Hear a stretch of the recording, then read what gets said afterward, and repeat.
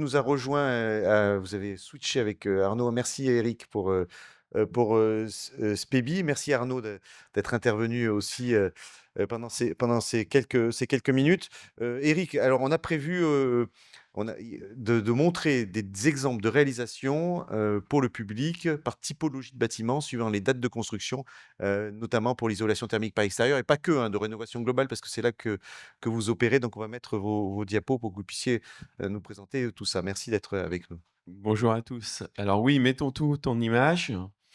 Il y a une multitude de cas de figure qui se présentent à nous, puisque on va des immeubles des années 30, 50, 70, 80, 90, Haussmannien? haussmanniens. Donc nous avons des cas de figure à chaque fois différents.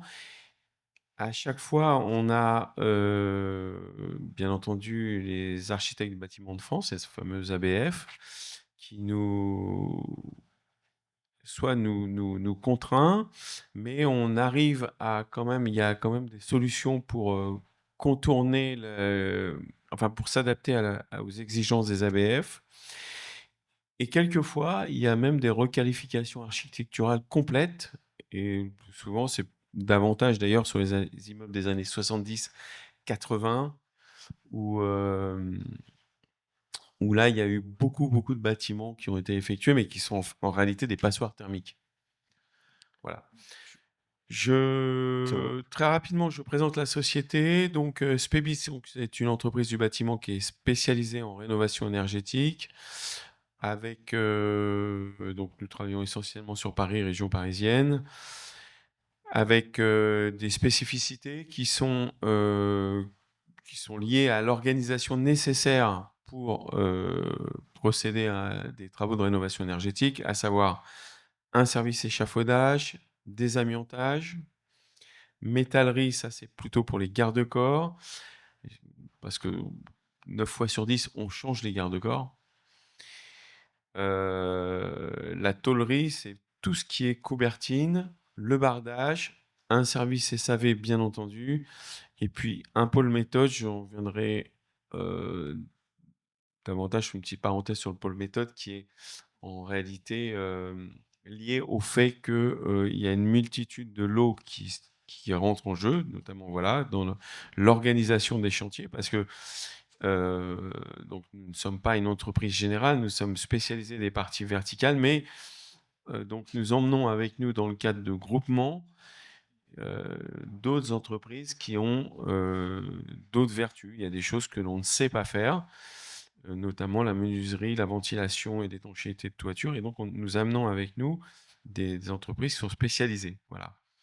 Lorsque vous devez vous faire opérer, Xavier, du genou, vous n'allez pas voir un généraliste, vous allez voir un spécialiste.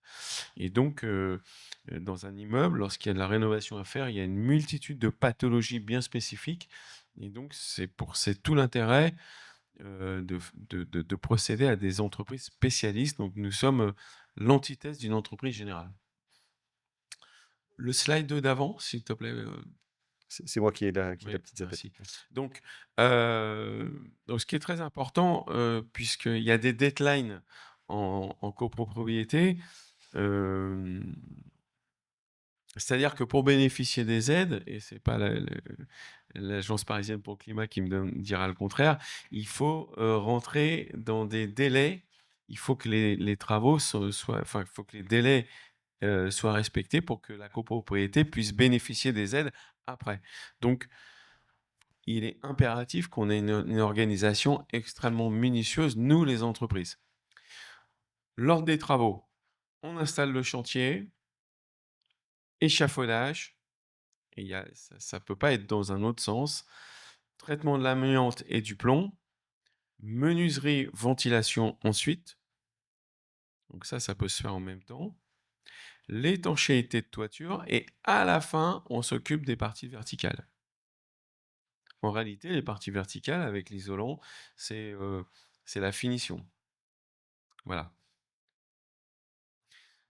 Donc, je vous parlais de planning avec la coordination de l'ensemble des lots. L'image du canoë avec des lots, bah, c'est important que tout le monde avance à la même cadence, en même temps, C'est comme ça qu'on va aller plus vite, mais ça veut dire aussi pas de précipitation. Donc tout est planifié. Donc on procède généralement, enfin pas généralement, tout le temps par phase. Et les phases, ce sont les bâtiments. Donc on échange bien entendu avec les copropriétaires et l'architecte à ce sujet en disant bah, phase 1, ce sera de tel mois à tel mois, phase 2 de tel mois à tel mois, et à l'intérieur de chaque phase, il est identifié la décomposition des lots. Donc les copropriétaires savent exactement à quelle semaine euh, la ventilation va intervenir, par exemple, sur le bâtiment C. Voilà. Oui, puis ça permet aussi d'optimiser les coûts, parce que finalement, il y a pas de rupture d'approvisionnement, il y a pas un lot qui attend un autre lot, donc il faut que tout soit Voilà. synchronisé, ouais. Alors une fois que donc, le pilote du groupement, c'est SPEBI, même si on a affaire à des spécialistes, on est pilote du groupement. Une fois que l'on a communiqué ce planning, bien entendu, charge à eux, c'est pour ça que je parlais de pas cadencer, d'anticiper les approvisionnements. Il n'est pas question que on attende 2 semaines de plus parce que les fenêtres ou la ventilation n'est pas arrivée, des fournisseurs. Donc tout ça, ça s'anticipe. Et ça s'anticipe également, on va le voir dans le slide suivant, sur le plan d'installation du chantier. Donc on sait, par exemple, que donc là, vous avez les phasages, vous voyez, sur une très grosse résidence, mais nous avons également les lieux de stockage, les lieux de déchets. Là, je peux montrer celle-là, par exemple, ouais. Voilà, alors là, on est vraiment tout près d'une grande allée, c'est à Clichy-sous-Bois, c'est un chantier qui est en train de démarrer. Et donc, on a une zone de stockage euh, qui est très faible, on a très peu de surface, et donc charge à chacun des lots, y compris nous, de pas déposer des fenêtres dans la rue, par exemple. Vous voyez, c'est tout bête, ce que je dis, mais si, ça, on doit y penser avant. Mmh. Voilà, on sait avant, ça s'organise. Donc c'est pour ça qu'on a 1 à 2 mois de préparation. C'est pas du vent, c'est Mettez bien le vraiment une micro, organisation minutée. Comment? mettez bien le micro devant le ouais. Ah, pardon. Donc l'organisation, elle est vraiment minutée, en fait, hein. Voilà. Euh, pour que le chantier se fasse dans la sérénité, bien entendu. Et ce qui est important, c'est que pour la copropriété, c'est d'avoir un interlocuteur, et l'architecte et le syndic, d'avoir un interlocuteur unique, et c'est ce que nous attelons à faire. C'est-à-dire que même s'il y a une multitude de lots, même si nous-mêmes, dans notre lot, on a l'échafaudage, on a des amiantages, c'est à chaque fois des équipes différentes, il est important que la coordination se fasse avec un interlocuteur unique pour le chantier vis-à-vis des entreprises, mais vis-à-vis également des copropriétaires. Alors je vous montre la diapo suivante. Là, je suis content que vous le montriez, Éric, parce que finalement, on parle souvent de bardage. Ouais. Et les copropriétaires, ils nous posent des questions: «Mais c'est quoi le bardage?» Alors, Là, on peut voir, réellement, ce qu'est voilà. le bardage parce que c'est une méthode d'isolation qui est différente, de la méthode classique, hein. Voilà. Alors, je m'excuse par avance pour ceux qui savent, mais pour ceux qui savent pas, c'est toujours bien de voir. En fait, il y a 2 techniques de pose sur les parties verticales pour isoler un immeuble. Le plus classique, enduit mince sur isolant, donc il y a différents types d'isolants, le PSE, polystyrène, laine de roche ou des produits biosourcés. À chaque fois, c'est calé chevillé, c'est-à-dire c'est pot de colle avec 5 chevilles par panneau. Et par la suite, donc enduit mince, sous isolant, une trame et une finition. Ça, c'est le classique, enduit mince sur isolant. La deuxième technique, qui est différente, le résultat en termes d'isolation sera le même, c'est le principe d'une ossature. Donc on verra après quelques cas en photo. Le principe du bardage, c'est-à-dire que on crée une ossature en métal, très souvent en métal. Il arrive que ce soit en bois, mais en métal, à l'intérieur duquel on appose de l'isolant. Alors il y a, là, pour le coup, il y a 2 types d'isolants, c'est soit laine de verre, soit laine de roche, il n'y en a pas d'autres. Et par-dessus, et donc la raison pour laquelle on a créé une ossature, c'est qu'on met un panneau de bardage. Alors là, pour le coup, il y a différentes matières. à une multitude de matières, mais le résultat est le même en termes d'isolation, puisqu'on est sur du 140 millimètres à chaque fois, minimum pour les aides, je précise. Il y a pas de maximum. Et, et en revanche, la finition est complètement différente, et donc on va avoir des photos. Voilà, allons-y alors. Donc du coup, là, on est sur le cas d'un immeuble, haussmannien. Heu, j'ai l'impression que Sapin, c'est ce qui permet de passer de l'autre côté, c'est ça? Voilà. Alors, sur de l'haussmannien, on peut pas toucher l'haussmannien, c'est classé, et par définition, c'est de la pierre de taille. La pierre de taille, d'ailleurs, c'est extrêmement bien isolé. Donc, de quelle façon on peut intervenir? Alors, on a les sous-faces de cave, où là, on apporte du flocage dans les caves. Donc ça, il peut y avoir des perditions à ce niveau-là. Donc là, on peut intervenir. Les fenêtres, ventilation, pourquoi pas. Et la toiture, donc l'isolation des toitures qui peuvent être, donc il y a certainement des améliorations à apporter. Et puis, il y a, les cours intérieurs. Donc souvent sur Paris, par exemple, on travaille sur les cours intérieurs, mais quand on est en cours intérieur, alors pourquoi on met des échafaudages, des fameuses sapines? Parce qu'on ne peut pas passer le matériel par l'entrée, par la cage d'escalier. Et donc, qu'est-ce que l'on fait? Nous passons par-dessus et on crée une sapine. Alors, quand vous voyez ce type d'échafaudage, eh bien, en fait, c'est pour accéder au cours intérieur. Et alors là, un produit nouveau, je vous en fais part, c'est c'est une petite révolution en devenir. Ça vient de Ça nous vient de la NASA, donc c'est des systèmes qui ont maintenant un avis technique, et donc c'est des enduits avec des billes d'aérogel intégrées, ce qui évite de poser un isolant. Et donc c'est intéressant dans les cours intérieurs, Xavier, lorsque il y a des pans de bois, par exemple, ou du plâtre. Souvent, on nous dit, bah ouais, on peut pas se fixer sur deux plâtres, c'est limite, on fait des tests d'arrachement, ça passe pas.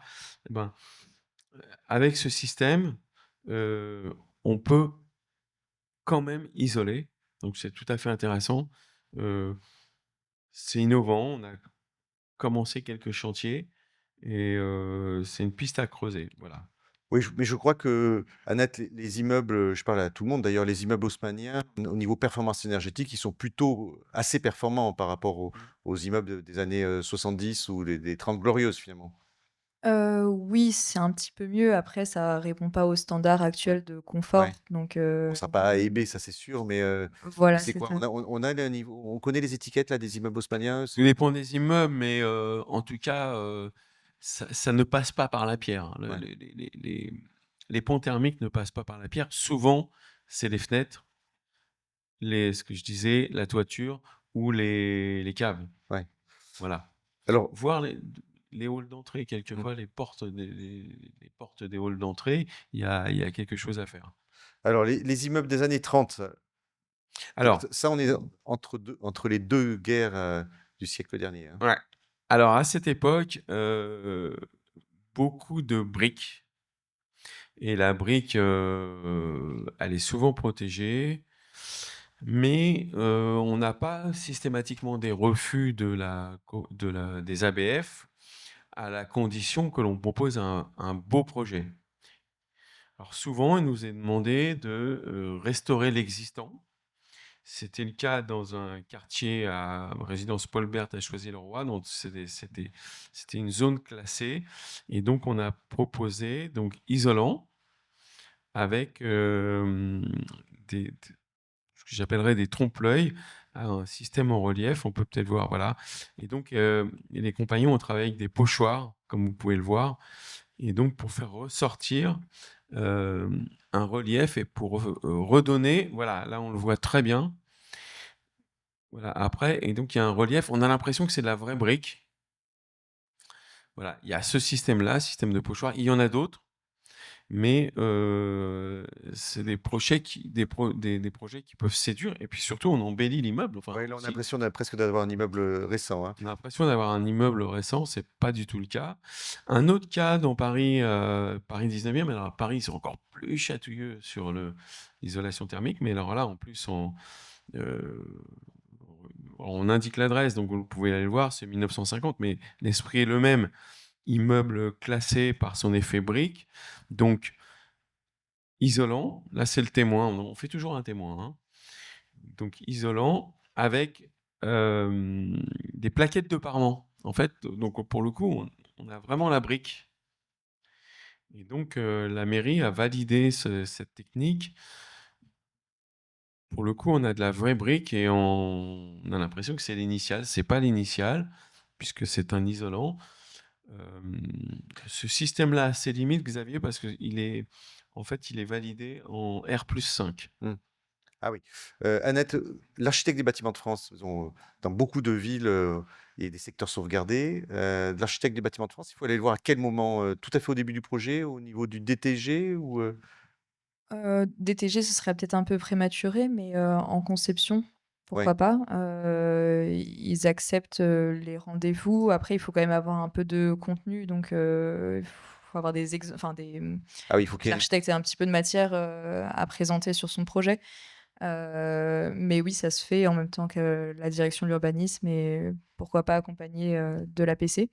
Et après sinon pour, expliquer peut-être, quand en fait un ABF, rentre dans un projet, un architecte du Bâtiment de enfin voilà, France, hein. l'architecte du bâtiment de France, c'est dès à présent que dès que l'immeuble est situé dans un périmètre de 500 mètres autour, d'un monument historique, donc c'est évidemment très fréquent, à Paris. Après, c'est assez rare que les immeubles soient, classés ou inscrits. Là, je pense pas que cet immeuble soit classé, mais bon, à vérifier. Mais voilà, après, du coup, il y a différents niveaux, d'avis, en fait, Ouais. pour un architecte des Bâtiments de France et la direction de l'urbanisme peut, soit suivre enfin, a l'obligation parfois de suivre, l'avis de l'ABF ou parfois elle peut, émettre son propre avis en fonction, de la situation, de l'immeuble. Allez, continuons alors, on continue les années là, on remonte les C'est années. pour ça qu'on a indiqué les adresses, donc que les spectateurs pourront reprendre, parce que c'est des cas intéressants. Vous pouvez aller voir, bien sûr, au contraire. Et les ABF peuvent se déplacer aussi, hein, je veux dire, voilà. Après, ils auraient du mal à expliquer qu'ils vont refuser quelque chose qui a été refusé dans un quartier, à refuser un projet qui a été accepté dans un autre quartier ABF. C'est pour ça que c'est important de leur montrer, Mmh. leur indiquer les adresses. Alors, on rentre dans les immeubles des années 70, où les années 70, pour le coup, souvent, je vais faire attention à ce que je dis, mais les architectes se sont pas arrêtés sur le l'aspect architectural voilà, il y a eu quand même de l'abattage et on voit qu'il y a des immeubles quand même, heu, qui ont vraiment besoin qui méritent une requalification architecturale. Là, par exemple, à Rueil-Malmaison, heu, voilà, c'était assez pauvré.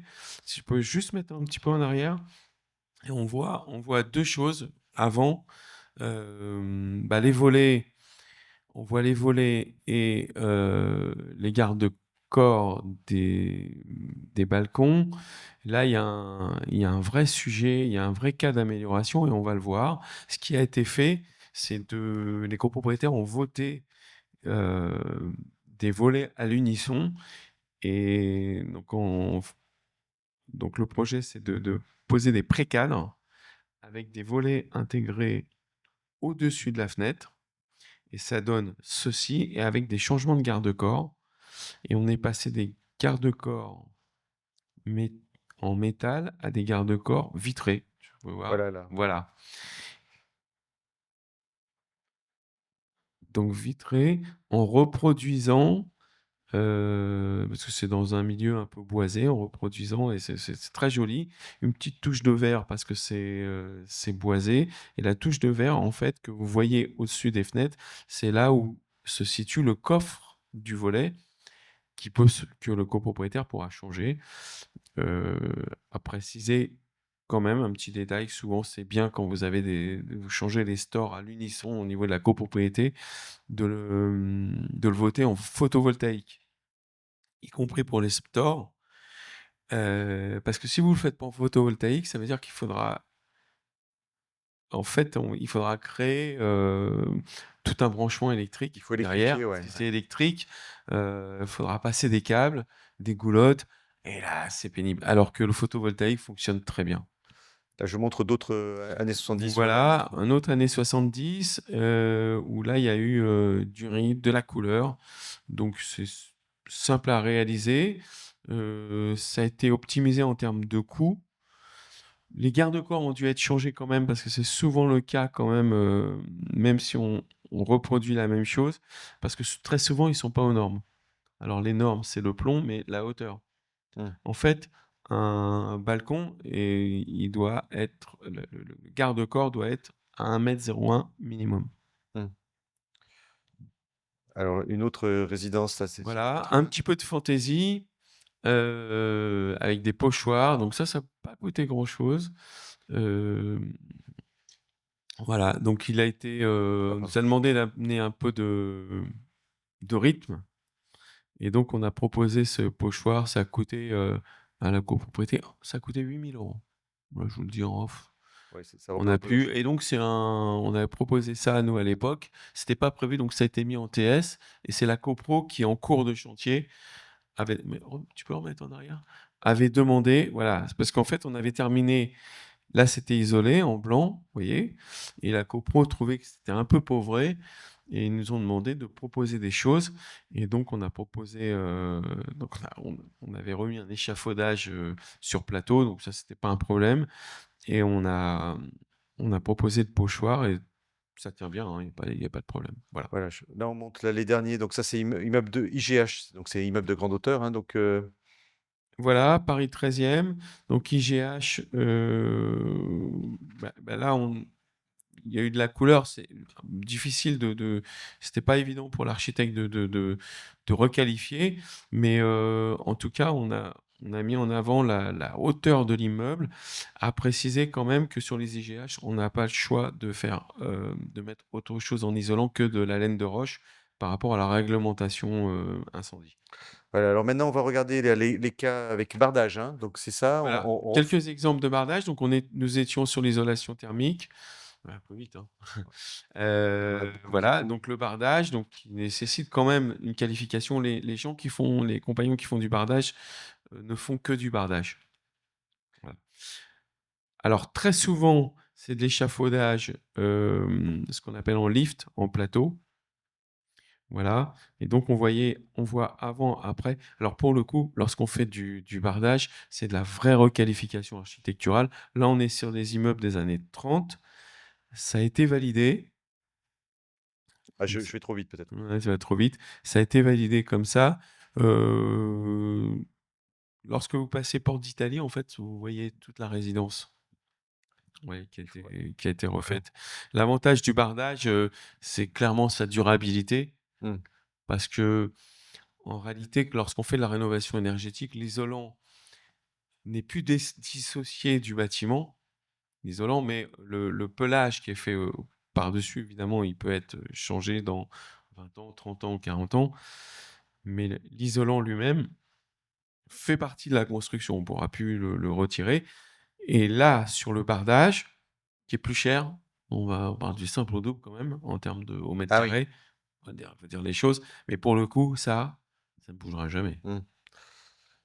Ça, c'est Ni simple même au la, double, ni même la teinte, hein. c'est impôt double sur la pose, mais dans le coût global du projet, Faut en y poser, c'est du simple au double. oui, mais avec, on a vu l'échafaudage, il y a d'autres choses à faire dans la Oui, donc ça, c'est sur ça l'isolant lui-même au ouais, mètre carré. ouais, Ah, c'est sûr que l'échafaudage, ça change ouais, rien, l'installation de chantier, ça change ouais, rien, mais sur le poste, ouais, c'est un peu plus cher. effectivement, ça va du simple au double. On passe de 145 à 280, hein, Mmh. 290. Alors années 70 là, avec du Alors, bardage aussi. années 70 avec du bardage, bah, là, on voit que c'est de l'ossature bois, oui, ça arrive et donc c'était pour reprendre du torsadé. Voilà, c'était on appelle ça des serpents. Et donc, les ABF, malgré tout, même si c'est un quartier à Grigny, quartier de la Grande Borne qui est pas forcément connu dans le bon sens, mais voilà, pour reprendre les formes ondulées et reprendre la pâte de verre, eh bien, la seule solution technique, enfin avec un avis technique, c'était celle-ci. Allez, une autre résidence. Alors une autre résidence des militaires, alors ça c'est assez amusant. Ça, c'est du bardage également, hein? Alors donc ça, on a fait du bardage. Ouais. On a dû créer la ventilation. Alors pourquoi créer? Parce que à l'époque, les militaires, pour ventiler mais c'est normal, c'était des militaires. Pour ventiler, en fait, c'était ouvrir les fenêtres. Il n'y avait pas de ventilation. J'ai pas compris le Bah, en pourquoi fait, il n'y avait c'était pas de non, c'était ventilation. Il a fallu la qu'on remarque crée la normale, c'était très ventilation. vite. Il a fallu qu'on crée la ventilation et donc on a créé des conduits de ventilation par le pignon. Il y Ah avait oui, OK. il n'avait pas prévu de ventilation pour les militaires. Donc là, vous avez dû faire. Donc allez, un autre C'est un peu bâtiment. vache parce qu'il y avait quand même les femmes de militaires qui Ouais. vivaient quand même dedans. Voilà, et ça c'est pour ça que je mettais le pignon. Voilà, ça c'est le conduit et donc on a créé un conduit de ventilation Ah oui, par les pignons. OK. Avec une lumière d'ailleurs, on n'avait pas. Voilà la mise en place du bardage. Un petit avant-après quand même sur l'étanchéité parce que faut quand même l'étanchéité, lorsqu'on fait l'isolation thermique, traiter des balcons, c'est indispensable. Vous n'allez pas refaire venir une installation de chantier, vous n'allez pas refaire des travaux pour ça. Donc en fait, tout est packagé. Ça, il y a les gouttes d'eau, juste sur les balcons, petit focus. Voilà. Les gouttes d'eau, ce qu'on appelle les gouttes d'eau, c'est sur les nez des balcons. Alors, je suis d'accord, c'est pas obligatoire l'étanchéité sur les balcons. En revanche, c'est quand même conseillé, surtout le dernier étage. Mmh. Dernier étage, c'est comme l'étanchéité de toiture. Mmh. Lui, il est protégé par rien du tout, hein. Domaine du château, immeuble des années 70, un petit avant-après. Là, juste, comme vous pouvez le voir sur la photo, 2 immeubles avec 2 garde-corps différents. Les 2 ont été rénovés, mais c'est pas la même copro. Mmh. Ah oui. Voilà. Donc, bon, c'est pas choquant, mais alors sur le bardage, dans la haute technicité, et bien évidemment, il y a également, un sujet sur les tableaux des fenêtres et donc où là, l'ossature, et on comprend pourquoi, c'est un métier à part entière et pourquoi ça peut être plus cher et effectivement, tout est au millimètre. On peut pas se tromper d'un centimètre, que ce soit sur l'ossature, que ce soit sur la pose du du panneau de bardage. Si on a 1 centimètre d'erreur, tout est faussé. Là, on a un autre exemple. Voilà, un petit avant-après, voilà, ça c'est à Taverny. Bah, ça, c'est beau à la fin, et là aussi, Voilà, et alors là, celui-là, un petit point d'arrêt quand même. L'architecte a voulu travailler les inclinaisons. Alors c'est très sympa. Alors, c'est plus cher. Alors ce qu'ils ont fait, ils l'ont fait juste à l'entrée de la résidence. Donc ça a donné un cachet à la résidence, très sympa. Mais alors tout le reste, c'est en isolant, Mmh. isolation thermique, enduit mince sur isolant. Et là, ce qu'on a fait, on a fait des jeux, on a joué avec le relief, et ça s'appelle des pointes de diamant, et ça ressort au lever et au coucher du soleil. Bon, appréciera qui voudra, mais moi j'aime bien personnellement. Bardage bois. Alors voilà, souvent en copro, on mixe, disons, l'enduit mince sur isolant avec du bardage. Ça donne quand même un beau cachet à l'immeuble. On peut mixer par rapport au coût, et pourquoi pas, même pour l'esthétique, ça peut être sympa. Ça peut être soit la partie, soit une façade, soit le soubassement aussi, ça se pratique beaucoup parce que c'est plus solide. Les vélos, les pieds sur le mur, les ballons, voilà, les ballons de foot. Voilà. Là, Donc là, on protège. quelques questions alors, Éric, parce qu'on a aussi encore, des choses à voir, d'Olivier, les immeubles haussmanniens qui dit, Olivier nous dit: «Les planchers sont ventilés, perte thermique, des solutions?» Dans les planchers, donc ça, c'est quoi les planchers des immeubles haussmanniens? C'est les planchers bas? Les planchers, Oui, c'est les planchers bois. Oui, on fait ce qu'on appelle du flocage. Ah oui. Mais la ventilation, elle ne se fait. En fait, lorsqu'on floque, on fait du flocage, la ventilation, elle passe pas par l'endroit où est le flocage. En fait, la ventilation, elle se fait ailleurs. Ouais. Souvent, dans des caves, il y a une ventilation, mais ça sort par le mur. Ça Heu, sort pas par le plafond. Jean-Michel qui pose la question: «Comment sont traités les ponts thermiques des immeubles des années 70?» Bah, en fait, les ponts thermiques, c'est à la fin. Enfin, les ponts thermiques. Parce qu'il peut y avoir des ponts thermiques s'il y a pas de balcon, finalement, il y a plus de pont thermique une fois qu'on a fait une isolation thermique par extérieur ou? Oui, il y a plus. Non, non, Ouais. il y a plus. Il y a plus. Tout est voilà, de toute façon, on a un audit thermique qui précise clairement là où il peut y avoir des ponts thermiques, mais dans le projet de l'architecte, heu, tout est fermé, tout est, voilà. Alors Donc il y a pas de pont thermique, hein. Il alors doit pas y en avoir, hein. une petite blague de Caroline qui dit, «Est-ce que les habitants de la résidence des Frileuses, parce qu'il y avait une résidence des Frileuses, Oui. ils ont moins froid depuis qu'on a fait l'isolation thermique par extérieur?» Bon, c'est sans commentaire. Marie-Ange, On merci a changé merci l'appellation, ça s'appelle la chauffeuse. merci, Caroline. Marie-Ange, comment conserver la surface des balcons? En faisant une ITE? Ah oui, très bonne question. Alors, sujet clivant. Il y a 2 sujets clivants en copropriété, pardon. Il y a les volets. Donc les volets, heu, pensez bien aux volets, voilà, parce que si chacun fait comme il veut, une fois que tout est fait, une fois que les travaux sont effectués, eh ben, le fait que chacun ait un volet différent, ça ressort, d'une façon, inesthétique quand même. Et un autre sujet clivant, mais alors pour le coup qui doit pas l'être, c'est que oui, on va perdre un petit peu de surface sur les balcons, on va perdre 14-15 centimètres. J'ai une dame qui fait oui, oui, oui, mais en réalité, on se rattrape sur le garde-corps parce que souvent, le garde-corps, il est posé à la française, c'est-à-dire sur sur le balcon, et en fait, on vient se fixer, on le dépose et on vient se fixer sur le nez de balcon. Donc en fait, vous allez perdre 15 centimètres derrière, mais vous allez en gagner une vingtaine devant. Ouais, donc on arrive à se rattraper comme On ça. se rattrape largement. Alors, merci, Éric.